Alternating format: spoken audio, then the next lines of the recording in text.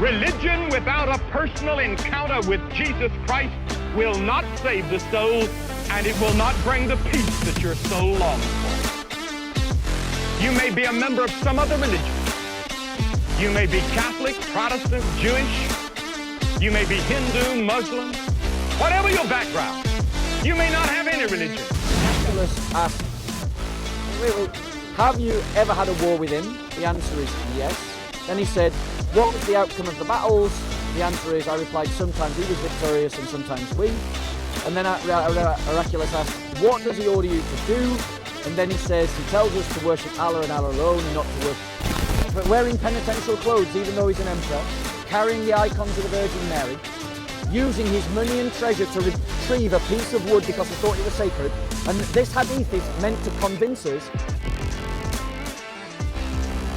According to this hadith, that conversation and those replies are enough to convince a man who had just won a religious war and thanked God for the victory of fighting pagans and fighting this religious war and winning and building churches in celebration of it, but wearing penitential clothes even though he's an emperor, carrying the icons of the Virgin Mary, using his money and treasure to retrieve a piece of wood because he thought it was sacred. And this hadith is meant to convince us that this conversation was enough to convince him to abandon his religion. It makes no sense at all. Okay, can I respond to that? Yeah, go on. Right. So when it comes to the conversation, like as I said, it's subjective between us. Yeah. If you can say it's impossible. I can say it's possible that there may be one question a person has concerning Islam, Yeah. and it's enough for them to become Muslim. Now, also on top of that, this conversation Abu Sufyan had with Heraclius, it's possible that when Heraclius went away, he had a conversation with somebody else, or there was more information that he tried to extract from Abu Sufyan. Yep. Which, in addition to the questions he had, which is not narrated. Yep. And that added to his conviction. Okay. Muslim, Yeah, carry on. you know? Yep. So, even if, for example, it said, has this man, like the question that he asked, has this man had any, along the lines of anyone in his ancestry that were kings? And he said no. If that convinced him, Yeah. Everybody, it's a subjective thing. Like, people accept this. It takes some people years and years and years and years to accept this. Like myself, like it took me a long time. I took maybe 6 years. Go on. And then you get somebody else who has one conversation, you accept Islam straight away and speak his corner wherever he may be in the world. Everybody's experience varies. Right. I just want to find you the bit. But can we not agree on that though? That everyone's experience is different. But I think there is also a degree of reasonableness that we have to apply to this, in that this argument relies on many angles. One of the keys to this angle, right? Because I'm going to, for the sake of the argument, to demonstrate the point I'm making, I'm going to allow you your point. I'm not going to wrestle with that point. So I'm going to accept that maybe in his heart he wanted to convert to Islam, right? But the thing is, he announces to the entire people that we're all going to do this. And I want to find it. Here we go. Right. So it's all right if I read that much of the passage? Yeah? Go for it. Yeah? Okay. Sure. Yeah, I mean, it's your literature, so, it's free advertising. Even if it's your literature, Right. and we're getting somewhere, then Right. why not? Okay, after hearing that, Heraclius remarked that the sovereignty of the Arabs had appeared. Heraclius then wrote a letter to his friend in Rome, who was as good as Heraclius in knowledge. Heraclius then left for Homs, a town in Syria, and stayed there till he received the reply of his letter from his friend, who agreed with him in his opinion about the emergence of the prophet and the fact that he was a prophet. On that, Heraclius invited, so we've got correspondence now. So that this text is saying that Heraclius wrote a letter and that someone wrote back. Now my question to you is, how did Abu Sufyan know that? What information did So after Abu Sufyan clears off, Yeah. right, Heraclius, right, he stays behind, okay, and he sends a private correspondence to someone in Rome, who sends a private correspondence back, okay, how does Abu Sufyan know that these wrote to one another? How does he know about that? Yeah. It's possible it was conveyed to him. What? It's possible that was conveyed to him, By who? whoever it may be. Right. So my point to you is, if Abu Sufyan hears about this letter, why is no one else in the 7th century hearing about this? Hearing about the correspondence between Heraclius and his mate in Rome, yeah. What do you mean nobody else is hearing about it? Well, here's my point. Given what this text is saying, we should reasonably expect corresponding evidence. Because this text is claiming that Abu Sufyan knew about a private between Heraclius and his friend, and if Abu Sufyan learns about it, then we can expect that other people knew about it as well, and yet we know of no one that talks about it. Not exactly. I mean, for example, now if there's a correspondence between me and you, Yep. right? It's one person could come speak as one, and the rest could not. It doesn't necessarily mean because one person has learned of that information that many people must. Do you think that do you think that the Emperor of Rome and Abu Sufyan became best friends? That knew somebody who was close to the emperor, close to someone or corresponding. I think that's a cope. Honestly, a cope. Cope. When you clutch at straws to try and make your argument stand up. No, not at all. Because it's you know and I know that it's like he has got access to the emperor. Who has? Abu Sufyan? Like he's talking to the emperor. So does the priests. Yeah, and the bishops and the legates. What I'm saying is, and his courtier advisors. How many people in his under Abu Sufyan's kingdom? Heraclius' kingdom. Yeah. Like the Romans. Yeah. How many of them do you think had access to Heraclius? Right. That's a great question. Regular people. And quite a lot actually. When you're the emperor of one of the biggest empires, you don't get left on your own. You've got courtiers all the time. No, but I'm talking about the general folk. There's going to be people in the Byzantine Empire who know and have access to Heraclius every single day. But not everybody. Definitely not Abu Sufyan. No, but my point is. Think about what you're trying to get me to believe. You're trying to get me that some Arab messenger that Heraclius met once knows more about what's happening in Heraclius's private life than his own court and historians. Do you see why I'm struggling? Firstly, Abu Sufyan having access to him. Say now there's like the advent of Islam is kicking up a stir. It's kicking up like a lot of people are hearing about what's going on in Arabia, about what's happening amongst the people of Mecca. That there's been a battle between the Muslims and the pagans, and the Muslims beat them when there was only 313 of them and over 1,000 pagans. Yep. Now, if Abu Sufyan comes, they learn that there's a caravan that's arrived in the kingdom of Heraclius, it's possible then that due to he's hearing about this, he's heard there's an Arab caravan, due to him wanting to inquire more, it's possible for that reason. I mean, with regards to the details of how he got access to the court of the king, to the court of the Emperor Heraclius, I don't know those finer details, whether it's because they heard of the caravan, they invited him in, or for whatever reason. But there are ways. It's not an impossibility. I think you're okay. So and Bob, can I just say? Then, just to conclude, I'm not trying to. I'm being reasonable. I'm not trying to clutch at straws. It's possible. Like for example, now, like a correspondence between King Charles, for example, King Charles and somebody else, a private conversation. It's possible that people like us, even though we're not close to him, we can still somehow get that information due to knowing somebody that works in the palace. So here's the thing: is one of the ways that we do history is that we don't add extra theories that are unnecessary to. Wait. This is historical methodology. Is that if the evidence that you're presenting requires ad hoc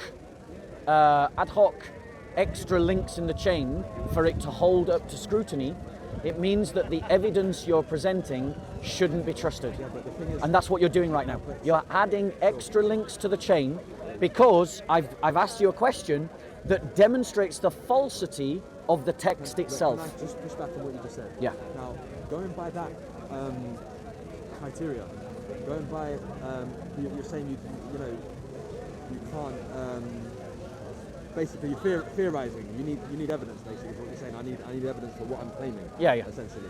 Now that we can say the same for earlier on with the Abu Sufyan and his daughter.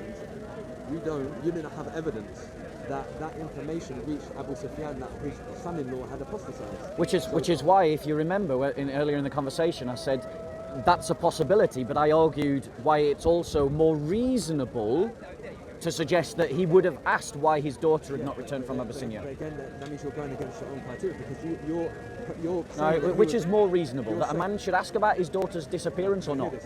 You're saying, you were trying to say that he was a liar, but you don't have the evidence. Well, I do have the evidence. No, that the news reached him concerning his son-in-law apostatizing. And that, if you remember, I said what we need to do is we need to check the time differential between the visit to Abyssinia and his supposed conversation with Heraclius, because the bigger that gap is, the more likely he would have asked the question. What I'm saying is that you haven't verified that, and you're making that claim. You're saying I can't make a claim, but you haven't got the evidence. Right. But that's one of the questions everyone should go away and look at. What is the time differential between the event in Abyssinia and this conversation? Because if it is in months or years, it's reasonable to conclude that he would have asked, where is my daughter? Why hasn't she come back with everyone else? But what I'm saying is, okay, fair enough, I get what you're saying. I'm not saying it's unreasonable what you're saying, but what the point I'm making is, you're coming to me now telling me that I can't give these theories if I don't have evidence. And I'm saying, let me finish, please. I just want to say hi. Peace be with you, bro. Yeah, Good to see you. guys on video so many times. Cool, man. What's your name? My name is Javed. I'm phoned in from Oman. Oman. Yeah. Nice to meet And you, I've man. seen your videos, I've seen your arguments, Hashim, and it's cool watching you guys. Are you visiting, or you? I'm visiting. So I just took out some time to come here specifically to meet you guys. Are you a Christian, bro? No. Muslim? I'm Muslim, but I believe in God, and I think we Can I believe give the you same a God. gift to welcome you into my country? Okay. Since you've greeted us so friendly, I'd like to give you a gift. All right. Just to show But I'm hardcore Muslim, don't worry. a bit of But that's human fine. solidarity for you. Yeah. Do you have a Bible, bro?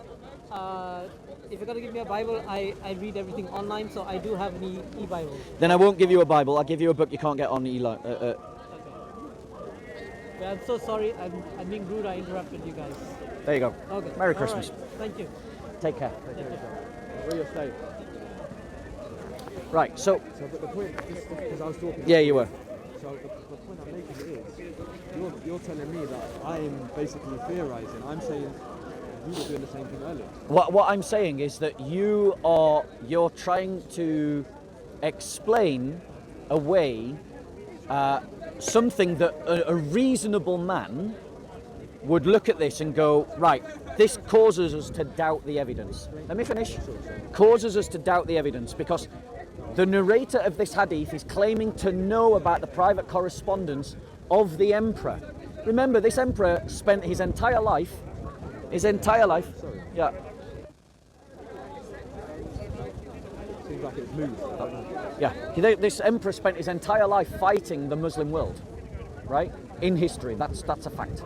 Now, the other problem with so I've suggested to you that's a good grounds to doubt this hadith, and then your response, the reason What's the grounds to that the narrator of this hadith is claiming to know about the private correspondence of the Roman Empire, of the Roman emperor, where not only is he saying he knows who he wrote to, but he's saying that he knows what was said.